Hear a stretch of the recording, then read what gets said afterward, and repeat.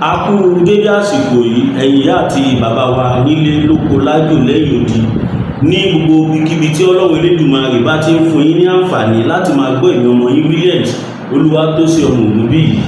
Ẹ̀yin èèyàn wa, wàhálà ti wà. Tí bá sọ pé wàhálà wà, ẹ mọ̀ pé wàhálà wà ní. Kọ́lọ́ máa jẹ́ kí wàhálà tó wà èkó borí wa.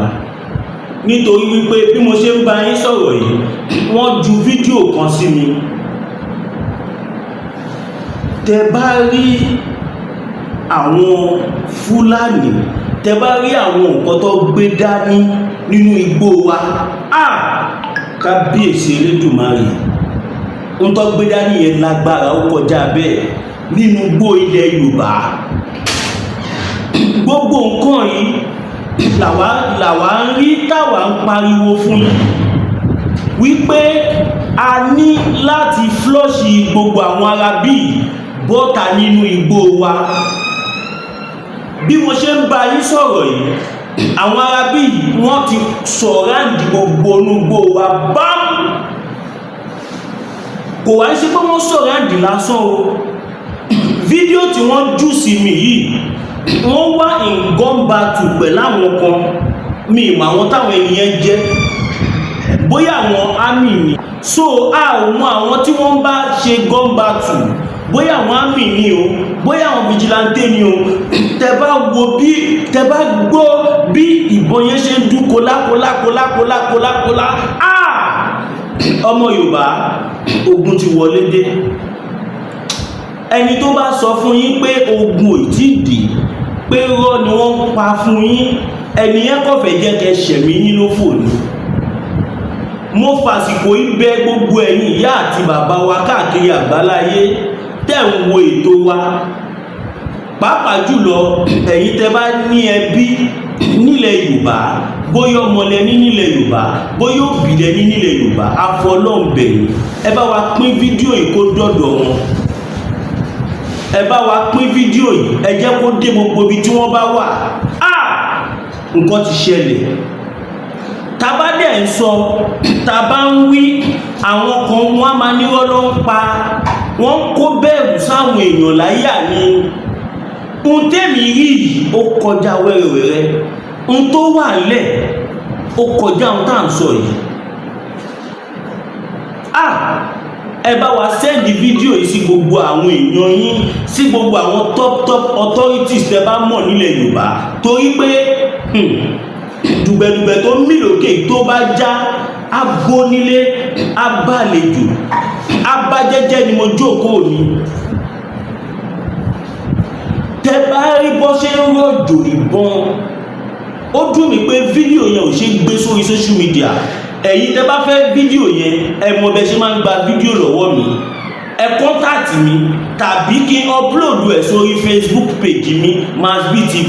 Facebook sì gbárù kan báyìí, but YouTube ò ní gbárù ẹ̀. Ẹ mẹ́sẹ̀jì mi sórí WhatsApp number mi +229 57 74 79 70 +229 57 74 79 70. Ẹ mẹ́sẹ̀jì mi kí sẹ́ndì nọ́mbà ẹ̀ sí yín. Ọmọ Yorùbá tó bá sọ fún yín pé ogun ìtìdí, wọ́n tán yìí ni. Abájọ bóyá fídíò yẹn gan ni bàbá wa Bọ́lá Ahmed Tinubu rí tí wọ́n fi sọ lánàá.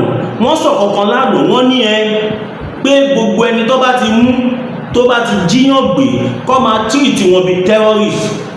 You know what that means? Bàbá wa Bọ́lá Ahmed Tinubu wọ́n kọ̀ fún àwọn ẹ̀ lánàá pé wọ́n ò fẹ́ fi gbogbo ẹnu sọ̀rọ̀ pé Fúlàní tó bá ti mú tó ń jíyàn gbé, because gbogbo ara mọ̀ pé àwọn Fúlàní lórí burúkú yìí, àwọn ló ń ṣiṣẹ́ ibi yìí. Wọ́n ní ẹni tó bá ti mú kọ́ tó bá dàbí ẹ̀wù.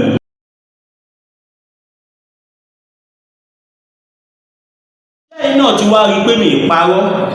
Ṣẹ́yìn náà ti rí. Bàbá wa Bọ́lá Ahmed Tinubu ti sọ, wọ́n ní ẹni tí wọ́n bá ti mú kọ́ tírìtì ẹ̀ bí afẹ̀mí ṣòfò. What does that mean? Kọ́ fẹ̀mí òun náà ṣòfò. Bí bàbá yìí ṣe wá sọ̀rọ̀ yìí, nǹkan kó wá ṣẹlẹ̀ tó yà mí lẹ́nu. Bàbá wa Ọbásanjọ́ wá sáré sọ̀rọ̀ kan, wọ́n ní tí president Bọ́lá Ahmed Tinubu tó bá máa treat insecurity kọ́kọ́kọ́ lọ dáṣẹ́ lẹ́nu. Ẹ̀yin ènìyàn wa kí lẹ rí sọ̀rọ̀ yìí? Bàbá wa Bọ́lá Ahmed Tinubu sọ wípé ẹni tó bá ti mú tó bá ti jíyàn gbé, gbogbo alamọ̀ páwọn Fúlàní ni wọ́n tọ́ka sí torí àwọn ló ń ṣiṣẹ́ burúkú yìí. Lánàá iná bàbá wa Olúṣẹ́gun Ọbásanjọ́ wọ́n wá sọ síta, wọ́n ní tí Tinubu bá fẹ́ tàkù insecurity kọ́kọ́kọ́ lọ dáṣẹ́ lẹ́nu. Kí lẹ rí sọ̀rọ̀ yẹn? Ọ̀rọ̀ yẹn bó ṣe rí nínú tèmi bí ìmọ̀ bóyá bẹ́ẹ̀ ló ṣe máa rí nínú ẹ̀yin tẹ́ ń wò wá. There are two different things. Unemployment ọ̀tọ̀, insecurity ọ̀tọ̀. Ó ṣe wá lè jẹ́ wípé bàbá máa sọ pé kọ́kọ́kọ́ lọ dáṣẹ́ lẹ́nu kí wọ́n tó wá dáṣẹ́ lẹ́tọ̀ ṣèbẹ́ tó bá wà láyé ló máa ṣiṣẹ́. Èmi believe pé tó bá máa dáṣẹ́ lẹ̀ àwọn èèyàn máa kọ́kọ́ wà lálàáfíà nù. Tó bá dáṣẹ́ lẹ̀ tí wọ́n ti pa gbogbo àwọn èèyàn tán, ta ló fẹ́ ṣiṣẹ́? Apart from that gan, tó bá dáṣẹ́ lẹ̀ tí ó sì security guarantee, ta ló fẹ́ lọ ṣiṣẹ́? Okay, now ẹ jẹ́ ká fi ọ̀rọ̀ àwọn àgbẹ̀ ẹ jẹ́ ká fi ṣe example. Iṣẹ́ àgbẹ̀ ṣíṣe ó jẹ́ iṣẹ́ tí gbogbo àwa ọmọ Yorùbá ta bá lọ́wọ́ àwọn bàbá ńlá bàbá wa.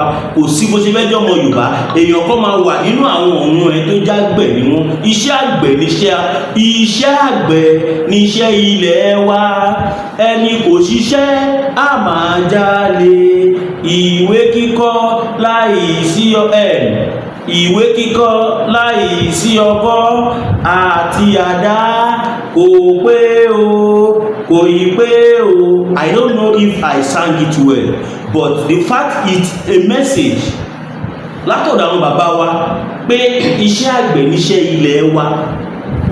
Ẹni kò ṣiṣẹ́ á máa jalè. Ìwé kíkọ́ láì sí ọkọ́ àti àdá kò yí pé o, kò yí pé o. Nísìn iṣẹ́ àgbẹ̀ tó wá jẹ́ iṣẹ́ ilẹ̀ wa, ọ̀pọ̀lọpọ̀ èèyàn ló rẹ́dí àti ṣe báyìí nísìn, ṣùgbọ́n ṣé wọ́n lè ṣe?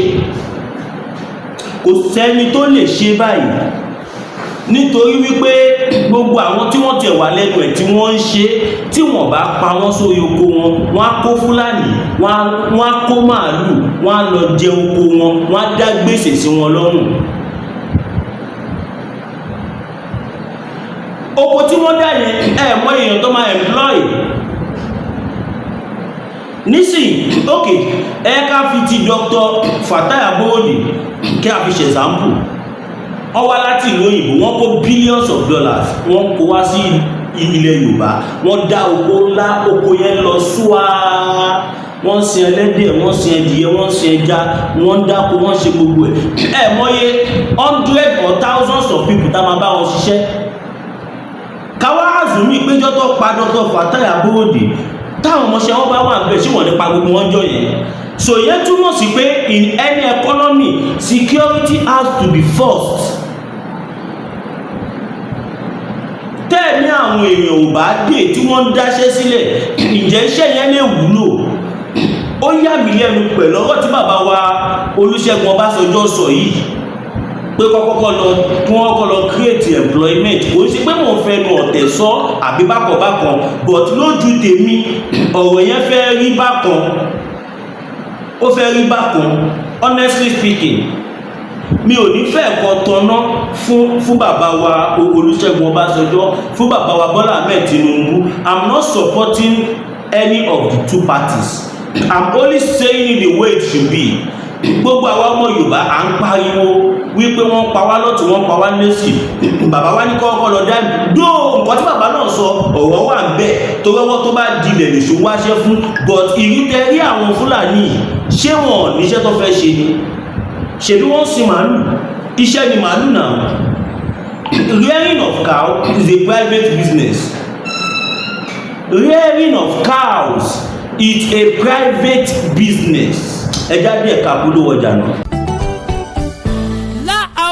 bitter tea ẹkùn tí ń wọ̀yá àjà pẹ̀lú àwọn kíndìnrín tó ní stone nínú ìyẹn kidney stone yóò mẹ́ẹ̀tì ẹ̀ tẹ́sí yádànù nínú àgọ́ ara yín òun kan náà ló ṣiṣẹ́ fún liver ìyẹn àìsàn jẹ̀dọ̀jẹ̀dọ̀ a sì tún máa ṣiṣẹ́ fún ààtì ìyẹn ìṣòro àìlèmí sókè sódò dáadáa láàólà bitter tea ló tún ṣiṣẹ́ fún ìkúnpá gíga ìyẹn high blood pressure bákan náà gbogbo ẹ̀yin tẹ́ ẹ bá ní ìṣòro ìsétọ̀ tí a mọ̀ sí prostate cancer gbogbo àwọn àìsàn tá a là kalẹ̀ yìí pátápátá òun ni láàólà herbal bitter tea yóò bá wà yá àjà ìṣòro ara ríro ńkọ́ láàólà bitter tea òun ni kẹ́ ẹ gbẹlura láti wá rí egbòogi láàólà bitter tea rà àbí tẹ́ ẹ bá fẹ́ mọ ibi tí wọ́n tẹ̀dó sí ẹ mẹ́sẹ̀gì wọn lórí àwọn whatsapp numbers yìí +44742452737 àbí àwọn Nigeria numbers yìí 08033194355 tàbí 08026265000 kò bára rí ẹ̀rí inú ẹ̀jẹ̀ ti kàn jẹ̀gbọ̀n lọ́wọ́ láàólà bitter tea gbẹlura kò rí yàtọ̀ bẹ́ẹ̀. mo ti gbéra ká mo balẹ̀ sílẹ̀ òkèèrè. Kentos Venture èmi ni wọ́n pè ní Mr. Jáwọn sí torí ẹ̀ ni mo ṣe wá já gbogbo ẹ̀yin aláfẹ́ ọ̀tọ̀kù lùlù àtẹ̀yàn ọmọ orílẹ̀-èdè Nàìjíríà tẹ́ wà lókè òkun sí pápápá nípa Kentos Venture torí wípé àjà tán ó máa ń dájà sílẹ̀ ni mi ò fẹ́ kẹ́ ẹ máa mísì Nàìjíríà jù ǹjẹ́ mọ̀ pé gbogbo àwọn oúnjẹ orílẹ̀-èdè Nàìjíríà lọ́lọ́kan òjọ̀kan bíi rice ẹ̀wà òróró gàrí iṣu ẹja gbígbẹ tó ṣàpọ̀pà èlùbọ́ gidi ni àbílà fún báwo lẹ ṣe fẹ́ sí gbogbo ntẹ́ ẹ fẹ́ lójú kan ló wà ní Kentos Ventures and also for beauty pageant we also sell jewelries waist beads wigs and so on at Kentos Ventures iléeṣẹ́ Kentos Ventures wà ní 45 Middleton Garden Manchester M241AB ládojúkọ Middleton bus station Manchester fún àlàyé lẹ́kùnrẹ́rẹ́ ẹ pè sórí nọ́mbà yìí 0161879545 ẹ dẹ̀ tún lè mẹ́sẹ̀gì wọn lórí WhatsApp bákan náà lórí nọ́mbà yìí +44757032030 all you want is in one. padà yín èèyàn wa now let's get it straight Fúlàní ń sin màálù ní ọ̀dọ̀ wọn náà wọ́n láwọn tó ń dáko iṣẹ́ tó wù wọ́n ni wọ́n ń ṣe bí oko dídá ṣe jẹ́ iṣẹ́ ìran tiwa bẹ́ẹ̀ ni màálù dídá sísin màálù jẹ́ iṣẹ́ tiwọn gẹ́gẹ́ bí orin tí mo kọ́kọ́ kọ ẹ́líà mo ní iṣẹ́ àgbẹ̀ níṣẹ́ ilẹ̀ wa ẹni kò ṣiṣẹ́ á máa jalè ìwé kíkọ́ láì sí ọkọ́ àti àdá kò ì pé o kò ì pé o look at that bí iṣẹ́ àgbẹ̀ ṣe jẹ́ iṣẹ́ tiwa bẹ́ẹ̀ ni sísin màálù dídá ẹran ó jẹ́ iṣẹ́ àwọn baba ńlá baba tiwọn wọ́n ṣe wá lè máa fi tiwọn fi ní tiwa lára látòdìdí Maiduguri èèyàn máa kó màálù láti Maiduguri a kó wá sílẹ̀ Yorùbá a wá máa fi nílé ayé wa lára bàbá Bọ́lá Ahmed Tinubu wá fẹ́ gbé ìgbésẹ̀ ẹ wá ní kọ́kọ́ lọ dáṣẹ́lẹ̀ ṣẹ́ṣẹ́ ni wọn ò ríṣẹ́ tó fi ń pa àwọn èèyàn ni tí wọ́n bá ti ríṣẹ́ ṣé pípa ènìyàn jíjí ènìyàn gbé ṣóhun níjọba fi máa fún wọn níṣẹ́ ni wẹ́ẹ́ kò lè yà mí lẹ́nu àti gbọ́ nǹkan tí youth leader wọn kan sọ ó ní bandit àpọ́nlé ni bandit terrorist afẹ̀míṣòfò ó ní freedom fighter àwọn ni wọ́n ẹ wò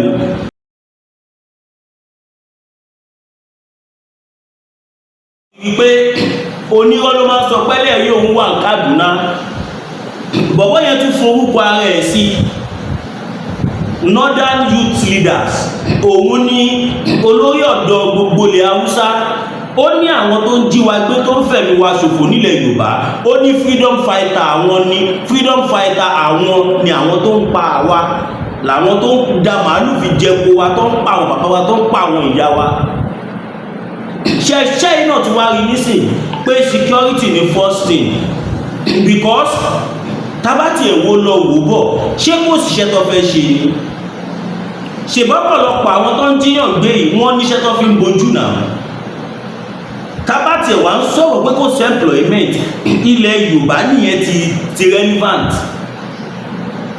ilẹ̀ Yorùbá ni wọ́n ti ríṣẹ́ ṣe. Tẹ́ bá lọ wo headquarter army Abuja ló wà and gbogbo àwọn ọmọ ọlọ́pọ̀ síbẹ̀. Tẹ́ bá lọ wo headquarter custom Abuja ló wà, gbogbo àwọn ọmọ ọlọ́pọ̀ síbẹ̀. Tẹ́ bá lọ wo Central Bank of Nigeria Abuja ní headquarter ẹ̀ wà, gbogbo àwọn ọmọ ọlọ́pọ̀ síbẹ̀. Gbogbo institution tó gbogbo government department tó ẹ̀dì gbogbo Nigeria Abuja ní headquarter gbogbo wọn wà. Mọye branches ìjọba tó wà l'Abuja ṣá.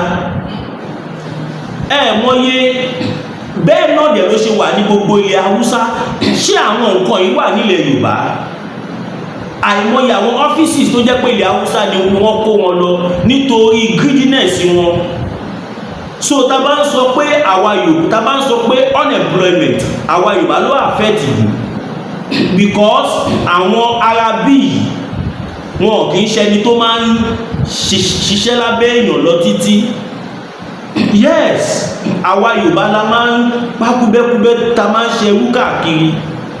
Kò tí ẹ ṣe pé wọn ò níṣẹ́ ìtí bàbá wa ń sọ yẹn mi ò rò pé ó rí bẹ́ẹ̀ pé kọ́kọ́kọ́ create iṣẹ́ fún wọn. Sahara reporter sí sọ́nà àwọn tẹ́bàdé gbàgbígbà ẹ̀wù.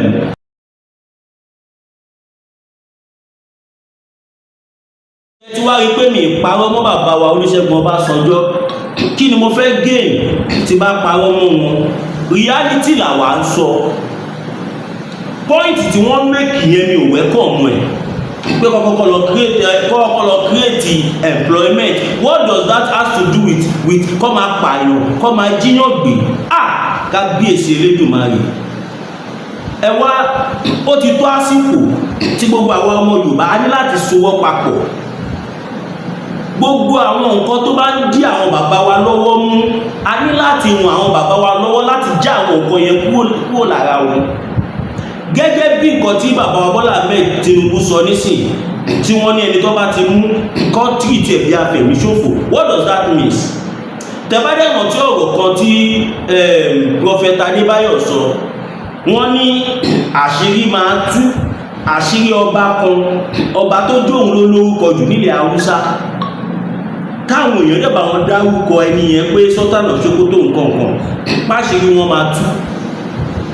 Pé kọ́ lọ fowó dí àwọn àgbààgbà ámìlì lẹ́nu, pọ́ máa rí páṣírí máa tú, pọ́ máa rí gbogbo àwọn tó wà nídìí gbogbo àjálù tó ń ṣẹlẹ̀ yìí. Ó ti fẹ́ máa jọ gàté, kò ti fẹ́ máa jọ ọgàté báyìí. Ọmọ Yorùbá, ẹ jẹ́ ká jí lójú oorun. Àwọn tí wọ́n wà nínú gbogbo wa káàkiri, ẹ jẹ́ ká sowọ́pọ̀. Àwa ti ń pariwo tipẹ́tipẹ́ wípé kí gbogbo àwọn CDA, kí gbogbo àwọn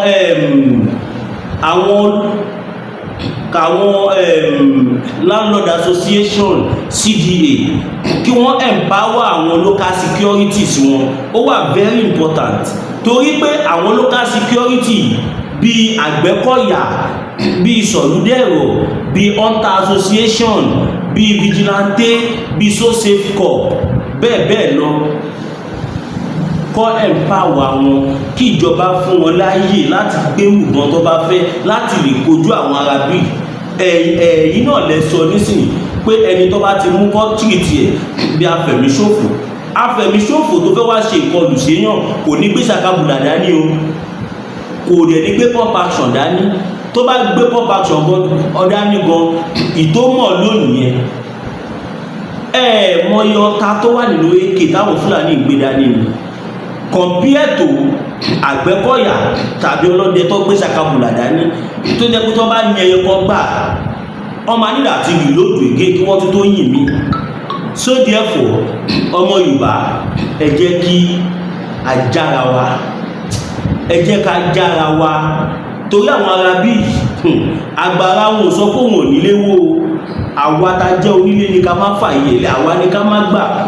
Torí tàbá lajú wálẹ̀ tá ń gbà lọ báyìí, ìjọ ọkùnrin kò máa rí tó máa sọ̀rọ̀ and everybody tó máa ní ká káwọ́ sókè, tó máa wá sọ wá di kí ni wọ́n ti pè náà, tó máa sọ wá di